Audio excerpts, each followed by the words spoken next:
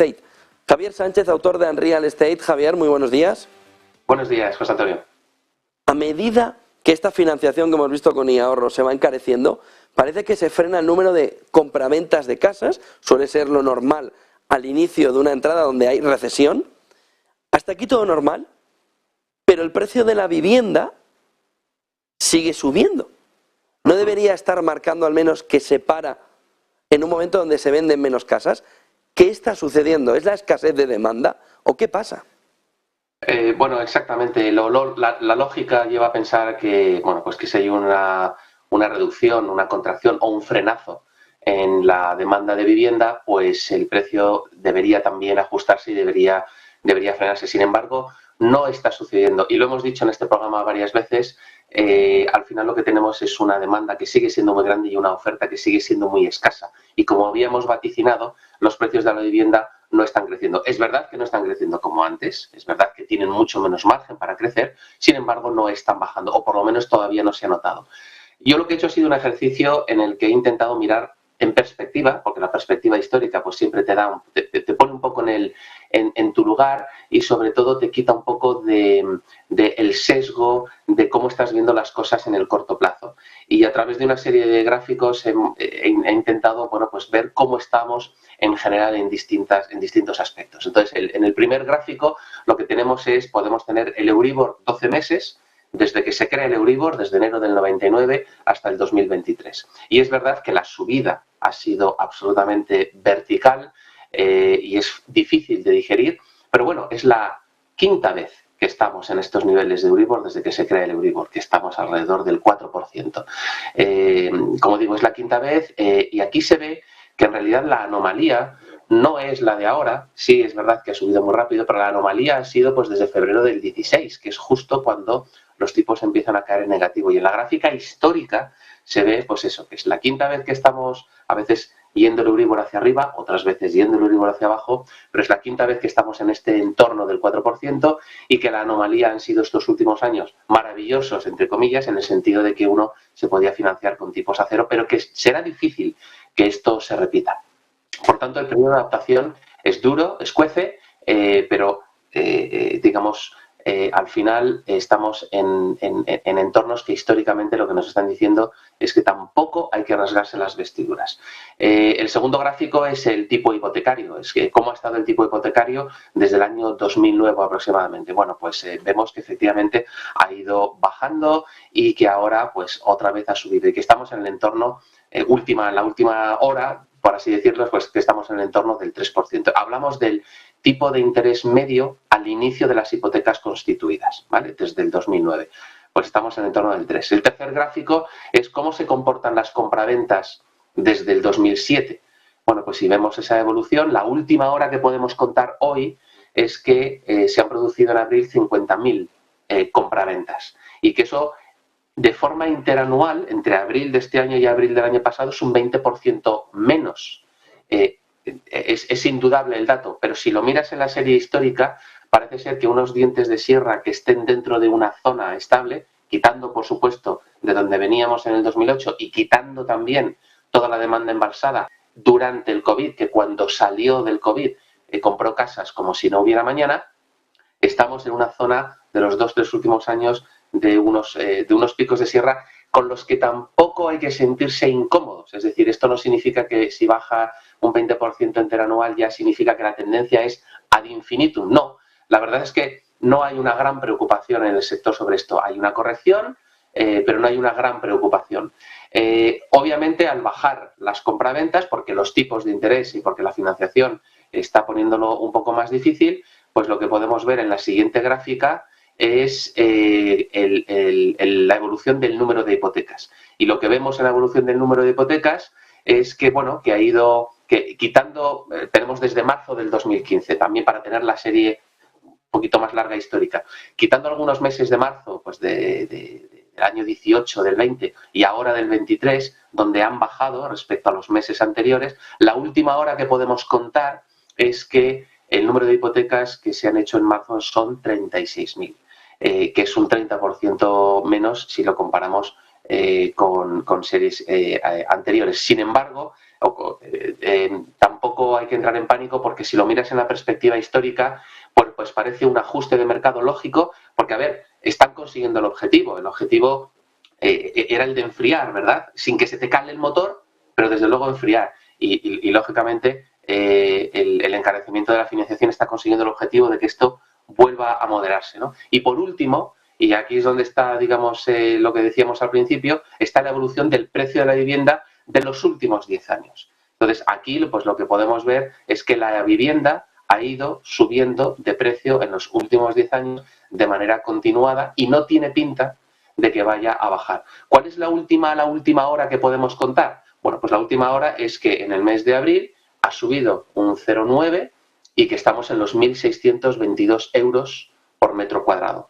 Y esto se debe fundamentalmente a la escasez de oferta. Entonces, aunque el encarecimiento de la financiación apriete, aunque es verdad que se reduzca el número de hipotecas, aunque es verdad que se reduzca el número de compraventas, los precios no lo están haciendo de manera acorde.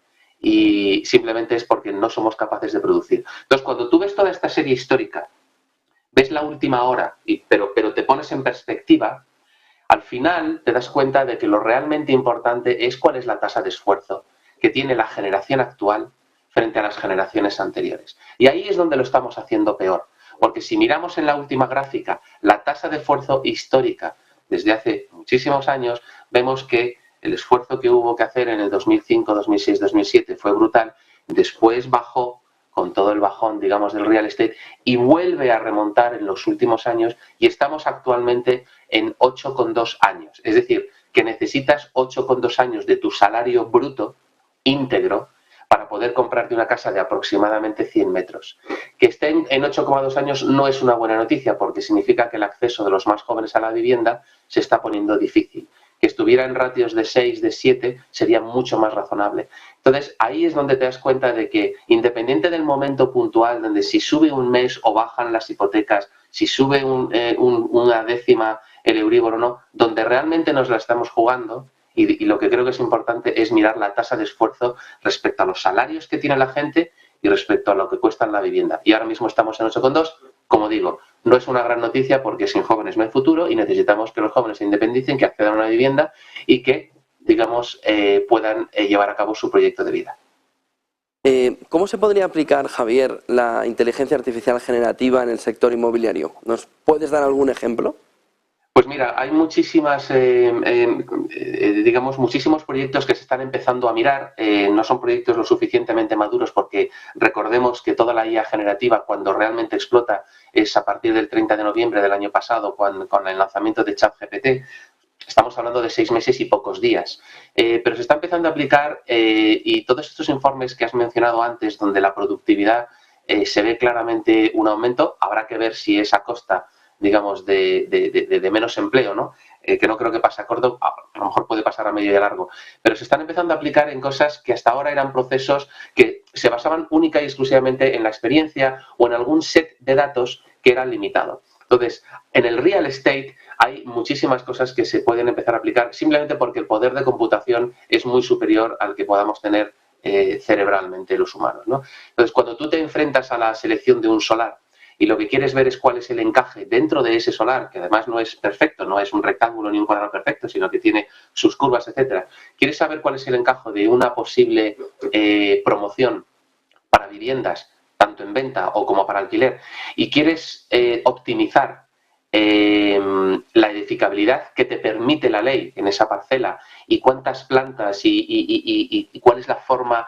de los distintos tipos de casas, conectar eso con los costes de construcción y finalmente conectar eso con lo que sería la TIR del proyecto, la IA generativa puede ayudar. Y puede ayudar porque en minutos puedes tener los 3, 4 mejores modelos que encajen en esa parcela. Y eso te permite dar el precio adecuado o pujar por el precio adecuado a la hora de adquirir una parcela. Con lo cual ahí hay procesos que hasta ahora pues podían llevar un cierto tiempo y que tenían un cierto grado de incertidumbre, y el coste de predicción de la IA, que se reduce bastante y que te permite hacer este tipo de encajes, puede estar muy bien. También se puede hacer en la aplicación de los precios de la vivienda y en cuánto deberían subir o bajar los precios de la vivienda, los ritmos de venta. Se puede aplicar en el tipo de tipologías de casas que vas a hacer. Oye, ¿cuántas debería hacer en este edificio? ¿Cuántas debería hacer de 2 dormitorios, de 3 y de 4 dormitorios? ¿Cuál debería ser el mix óptimo que me permite servir mejor a mis clientes y además salvaguardar mi P&L? Y hay muchos ejemplos digamos, donde se puede aplicar la IA generativa, ¿no? Ahora, hay uno que yo creo que entiende todo el mundo, que es la búsqueda. La búsqueda ha sido la aplicación más importante de Internet en los últimos 20 años. Todos hemos buscado en Google durante muchos años. Por lo tanto, es algo que la gente entiende bien. Y el paradigma de la búsqueda, donde tú buscas algo y tienes un listado de resultados, ese es el que está a punto de cambiar, porque ahora tú preguntas algo que además es complejo y lo que tienes es un único resultado. Entonces, empresas como Zillow en Estados Unidos, que es el equivalente a Idealista aquí, acaban de lanzar un chat conversacional basado en la IA generativa de ChatGPT. Se han apoyado, han hecho un plugin, como si fuera pues, una aplicación dentro de un App Store, y lo que han hecho ha sido basado en ChatGPT. Entonces, se pueden empezar a hacer cosas curiosas como lo siguiente. Por ejemplo, tú le puedes decir, puedes meter un prompt, que puede ser una foto, puede ser un texto, y le puedes decir, oye, enséñame las casas de 3 o 4 habitaciones, porque necesito una para teletrabajar, que esté a la venta me da igual, en Chamartín, en Madrid, y que esté cerca de colegios a los que pueda llevar a mis hijos andando. Y que tengan cocina abierta. Bueno, pues hasta ahora este tipo de búsqueda llevaba que tú tuvieras que buscar en varios sitios, tuvieras que cruzar la información, y ahora de repente, con una única pregunta que se basa en cosas que tú quieres de la casa, metros cuadrados, cocina abierta, que sea de granito, terraza, lo mezclas con estilo de vida, que esté cerca de un restaurante que me gusta, que esté cerca de un colegio al que pueda ir andando y llevar a mis hijos. Ese tipo de búsquedas donde mezclas lifestyle con la parte más core de las casas, ahora se pueden hacer con un simple prompt. Pongo un segundo ejemplo. Le puedes subir una foto y le puedes decir, oye, me gusta este tipo de casa. Búscame una parecida en el noroeste de España, que tenga 4 habitaciones, que tenga 3 o más baños, entre 200 y 250 metros cuadrados. La quiero sin escaleras, con un garaje en superficie, con barbacoa para los amigos, con isla en la cocina y, si es a reformar, que no me cueste más de 60.000 euros. De nuevo, ¿esta búsqueda es hoy posible? Sí, pero es muy compleja. Imagínate que simplemente preguntando tienes la respuesta adecuada. O para el que esté buscando a lo mejor oficinas, puedes decirle, oye, créame una tabla de todas las oficinas que tengan la máxima calificación energética para 120 personas con 15 plazas de garaje. Quiero que haya un jardín cerca, que haya restaurantes de 4 estrellas según el tenedor o cualquier aplicación que te guste. Y priorízame la lista por la reputación del casero, ¿vale? Los reviews de inquilinos anteriores y del precio. Y sobre el precio, señálame el porcentaje de las oficinas que están por encima y por debajo de esa zona del mercado, en esa zona. Me lo pones con color rojo y con color verde para que lo vea bien. Y ChatGPT, que es muy bueno en eso, te saca un listado de las 3 o 4 oficinas que quieres ver con esa combinación. Eso es lo que está a punto de cambiar y eso es probablemente una de las oportunidades más grandes que va a haber. Eso es lo que tiene inquieto a Google, esa es la lucha que está habiendo entre Google Bard, Microsoft Bing con motor ChatGPT y la propia OpenAI como la gran proveedora de infraestructura. Y eso es en lo que estarán las empresas especializadas, los portales especializados en el sector inmobiliario que agregan toda la oferta, como Zillow en Estados Unidos, próximamente seguramente Fotocasa, Idealista, otros a nivel europeo y a nivel español. Porque la forma de buscar casas, la parte de arriba del funnel de conversión, donde tienes al potencial cliente buscando algo, sí que puede cambiar de manera muy importante. Primeras impresiones tuyas, Javier, alrededor de las nuevas gafas de Apple, $3.499. Sí, ese es uno de los puntos. Vamos a ver, si alguien es capaz, y lo vamos a ver con los ojos obviamente del real estate, pero si alguien es capaz de hacer que esto funcione cuando otros han fracasado o no han conseguido los objetivos que tenían previstos al menos, es Apple. Eso es un crédito que les doy, ¿no? Esto es computación espacial. Esto es lo que ellos llaman que es el futuro, es decir, ellos dedican un chip específico que además tiene LiDAR para poder escanear tu mundo alrededor y poder renderizarlo posteriormente. Han creado un nuevo sistema operativo que se llama Vision OS, no es iOS, y es por lo tanto una apuesta brutal por lo que es la computación espacial. Es verdad que van a volcar toda su know-how en la App Store y en los mejores desarrolladores para crear experiencias de mucha calidad. Y se van a poder hacer básicamente 3 cosas. Una que podemos llamar computing, que es que tú puedes tener ahí los iconos de tu navegador, tu email, etcétera, y puedes hacer todo lo que podéis hacer con una pantalla, digamos, en un ordenador. Y aquí, bueno, pues por ahora está muy restringido las aplicaciones de Apple, estás muy en el ecosistema de Apple, eso puede frenar el crecimiento. La segunda cosa importante que vas a poder hacer es todo lo que sea contenidos, y aquí van a volcar los contenidos premium. Tienes a Disney por un lado, tienes por supuesto los contenidos de Apple, para poder tener experiencias de ver una película en una pantalla muy grande, etcétera, etcétera. Y la tercera cosa es conexión con personas, tener telepresencia.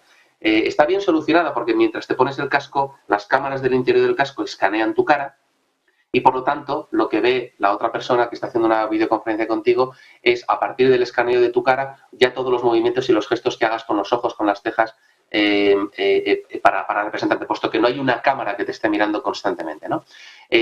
Por lo tanto, va a permitir, digamos, que la gente conecte bien con otras personas. El control va a ser curioso porque tienes una ruedecita en la parte de arriba que puedes ver la realidad y sobre la realidad tener realidad mixta, o puedes completamente aislarte y que sean como unas gafas tradicionales donde tú no veías nada al otro lado, sino simplemente veías lo que te ponían delante, ¿no? Entonces, ese control va a estar bien dependiendo de los usos. Y la interfaz está muy bien porque las manos, digamos, es lo que te permite hacer clic, porque las cámaras miran por todos los lados y aunque tengas la mano más abajo vas a poder hacer clic. Solamente con los ojos mirando un determinado punto sabe dónde estás mirando y por lo tanto selecciona el elemento que tú quieres y simplemente haciendo así con las manos haces clic, con lo cual está bien solucionado. Ahora, llegará en el 2024, quedan todavía muchos meses y pueden cambiar muchas cosas. $3.500 desde luego no es para todo el mundo, pero entiendo que es un precio que lo quieren poner solamente para los muy, muy frikis, por así decirlo.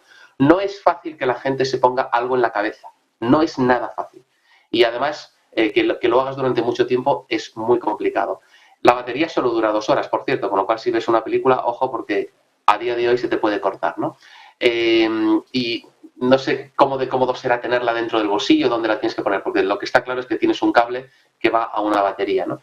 Y luego deja fuera mucha gente que no tiene iPhone o que no vive en el ecosistema de Apple, habrá que ver cómo se desarrolla eso, y la experiencia es absolutamente solitaria, o sea, da pena ver los vídeos porque al final estás viendo a una persona con un cubo de palomitas absolutamente sola en el sofá, viendo en un pantallón muy grande una película y dices, joder, qué mundo absolutamente aislado vamos a estar. Sí, vamos a poder conectar fenomenal por telepresencia o por videoconferencia con alguien, pero luego en tu casa estás bastante solo. Y yo creo que eso es una proposición muy complicada, porque al final lo que hace es te reduce el número de horas que vas a estar con estos cascos puestos, si, como digo, Apple es capaz de que esto sea un mercado grande. Y luego, por último, el momentum está en la IA. ¿Dónde está Apple? ¿Está Apple despistada? ¿Está de repente intentando hacer cosas de hace mucho tiempo? De cara a enseñar una casa, desde luego de obra nueva no necesitas realidad mixta. Es mucho mejor o más eficiente los cascos que había hasta ahora, donde es pura 100% realidad virtual, porque estás enseñando algo que no existe, en obra nueva. De cara a enseñar una casa de segunda mano, que puedas pasear por una casa que ya existe y que puedas verla y que te ponga algunos elementos que te puedan añadir información, está por ver. Pero en el real estate, que se ha intentado toda la parte de realidad virtual de manera extensa y que no ha traccionado, es difícil ver la proposición. Por lo tanto, habrá gente entusiasta y gente a lo mejor menos entusiasta entre los que me encuentro, donde de verdad creo que es muy difícil que la gente se ponga unas gafas, al menos durante un tiempo prolongado, en la cabeza. Pero bueno, vamos a darle a Apple el beneficio de la duda. Y luego un último punto, los códigos QR hacen su función, pero son feos a más no poder. ¿Se puede hacer algo al respecto? Sí, hay una parte estética en los códigos QR. Acaba de salir ahora con Stable Diffusion, que es ese sistema donde tú metes un prompt de texto y te genera imágenes. Pues acaba de salir una propuesta junto con ControlNet que permite tener códigos QR bonitos. Los puedes personalizar, hay algunos ejemplos en la newsletter y darle esa parte estética que le faltaba al código QR, que son muy eficientes, pero tan aburridos como un código de barras. Entonces le han dado una vuelta y ahora con este tipo de imágenes, las sombras, los negros, los blancos siguen siendo lo que al final el código QR hace que funcione y que sea único. Por supuesto, los 3 cuadraditos siempre están presentes porque es lo que le dice al código QR si estás al derecho o al revés, pero quitando esos 3 cuadraditos se integra bastante bien con fondos distintos que pueden ser el logo de tu empresa, que puede ser algo mucho más creativo, mucho más imaginativo, y por fin los códigos QR desde hace horas pueden ser bonitos, además de funcionales.